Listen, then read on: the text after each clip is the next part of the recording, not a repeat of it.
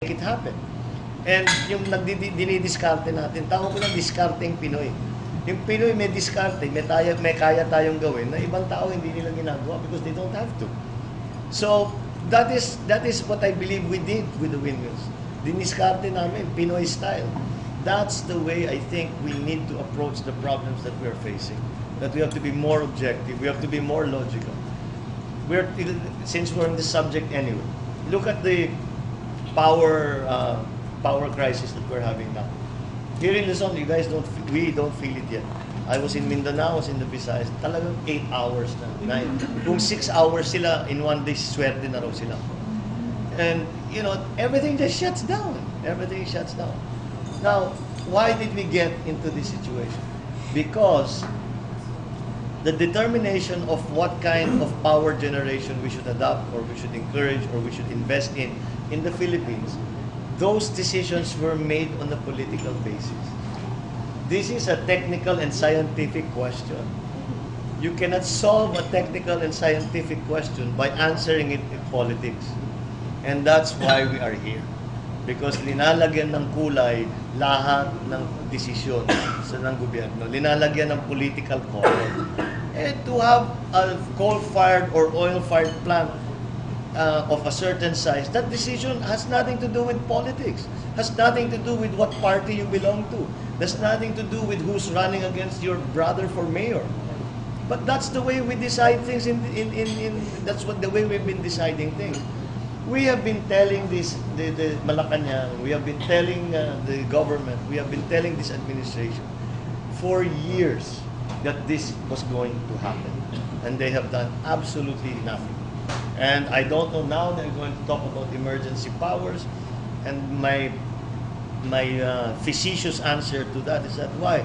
If Gloria has emergency powers, will she make it rain? Is there going to suddenly be water in our dams? Of course not. But that's, of course, a facetious answer. What, in fact, do they want us to emergency powers for? What will they do? The last time we had emergency powers for power crisis, we ended up with power barges. We ended up with the PPA agreements that we are still paying for up to now. And we continue to pay for power that we didn't use at an onerous, completely lugi ang gobyerno. We had power barges, which is probably the most expensive way to produce power. And so, in essence, using emergency powers to answer a power crisis has been a bad experience for us. Knowing that, let's learn our lesson and let's not do it again. So we just have to come and think about what needs to be done. Now, power plant, how long does it take to put up a power plant? Let us say the government decided today that they were going to put up, you name it, oil-fired, coal-fired, whatever, power plant. It will take a minimum, let's say 5-6 years. You have to decide on the design, you have to bid it, you have to find the funding, you have to actually build it, you have to train the people. That takes a long time. It's not going to solve this crisis here today. What is available to us? Bataan. Naku, everybody jumps up and down. Naku, nuclear power. But again, let's think about it, at least talk about it in a sensible way. That is the classic example, the Bataan nuclear power plant. That is the classic example of a technical and scientific question being answered in a political way. And I believe we came to the wrong answer. And that is clear because we now have a power crisis. If the Bataan nuclear power plant was allowed to go online, we would not have this crisis. And now it is there. It sits there, it's available, it has been maintained. My good friend, Congressman Mark Poangco, has been campaigning very, very hard, and quite rightly, that we should at least think about rehabilitating it and putting it online. It never went online. We have since discovered that Ramos sold all the fuel rods pala without anybody knowing, so that will extend the lead time. So that is a solution. Okay. Now there are people who don't agree with that. They say that nuclear power is somehow unsafe. We make all the arguments that the sister power plants in Korea have been producing power for 20 plus years without any problems whatsoever. And in fact, they are ordering 6 more, I believe. And Korea has in that time also become a supplier of power of components for nuclear power plants. But that's another story. In any case, if those arguments are still not acceptable, my question to those who criticize nuclear power as a source, as a solution, is, my question to them is very simple. If you don't like that solution, what's your solution? Anong kapalit ninyo? Now, it's all very well to sit back, lang kwenta yan, hindi pwede yan, hindi, yan. Okay, ayaw ninyo yan. Ano ang kapalit? Where will we get the power that nakulang sa ngayon? You still have to answer that question. And so, it's that's why it's nice to be outside government, because it's very easy to criticize.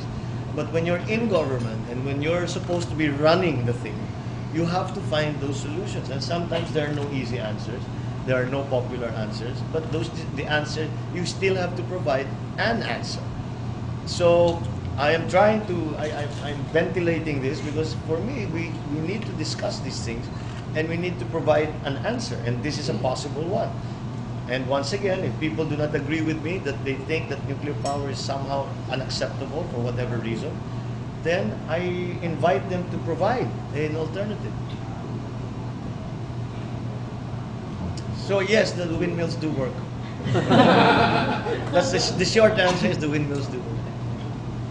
Congressman, going back to the corruption thing you were saying a while ago, been in the Senate for 12 years, and I handled some of the senators' projects. How would you prosecute government officials or politicians? Example na lang sa projects.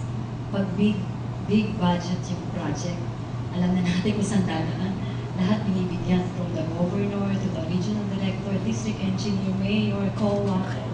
How would you prosecute such ganun kalaming taong involved sa isang malaking project? Then sampulan mo.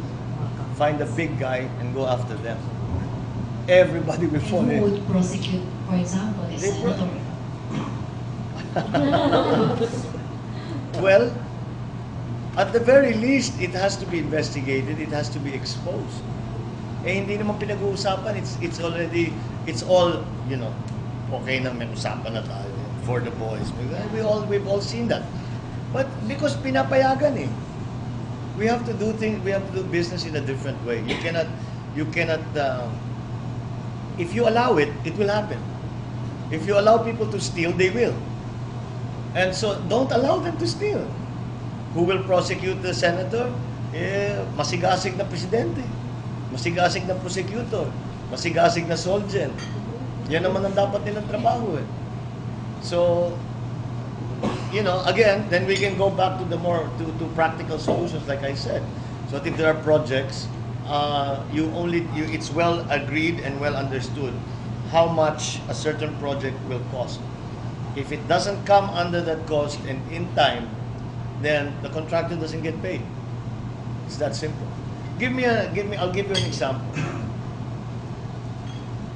Because I'm from local government. You know that many projects are done as we call it, the terminology is by administration. In other words, if I'm a governor, magpapalagay ako ng kalsada, ang gagamitin ko yung mga engineer ng provincial government, yung mga trabahador ng provincial government, the equipment of the provincial government. Why is it that any project by administration is at the very least 30% cheaper than the same project in the Department of Public Works?